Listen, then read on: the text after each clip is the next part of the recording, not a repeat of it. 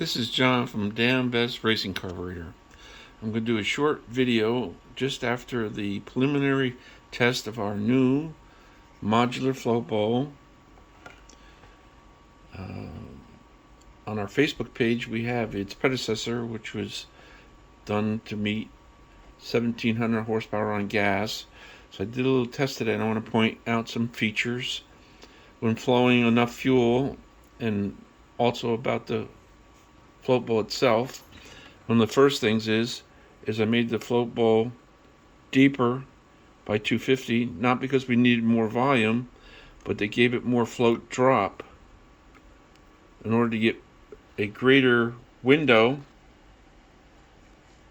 for the needle and seat, we wanted more drop. If you ended the float here, this doesn't get in there where you can see quite as well, but the needle doesn't go down quite as far, so dropping the float pivot point from the original spot to 250 lower allows the needle to completely open.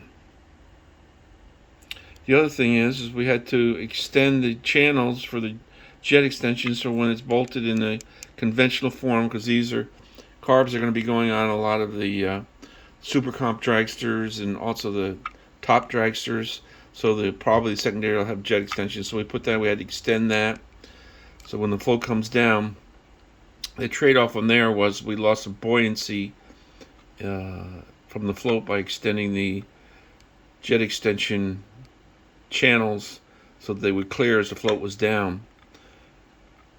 We use the jet extension channels for a through road for the fuel delivery, because when the float is occupying this, it becomes a wall or a dam and reduces the fuel getting to the jets and conventional. So we, both in the primary and secondaries, do use the channels so the fuel has a path from the needle and seat underneath the float, so it'll drop. Because if not, if it was completely solid like we had in our other ones, we can support a little bit more pressure, but it takes a little bit longer for the fuel to get from there. It has to go up over the float or around the float or lift the float in order to get the fuel to the jets. So the channel is a path. Now the other thing we've had to do is miter the corners. We're trying to get as much buoyancy out of the float as we can, so we had to miter the corners for the float bowl bolts when it's down.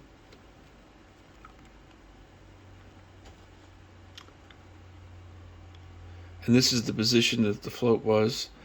With this much mitering, it pretty much covers the float when we get it to pressure to feed the high output engine. I had the 2.500 butterfly carburetor on there, and I wanted to make sure we could pull ratio at maximum. I don't have the airflow in my head right now, and it did pull ratio at 6.25 pounds,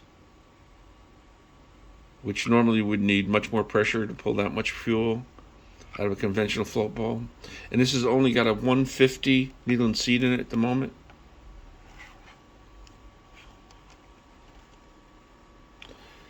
So the process has turned out pretty good. This is at least for the test right now, the machine surface is good enough. It didn't need a gasket or a sealant. I'm going to use a sealant on it when we ship them, but this is made up to be modular and be taken apart and put together and test different things. The next thing I'm going to test with it is going to be floats that have no channel in them, because in some of the cases, like we had a customer ask about methanol today,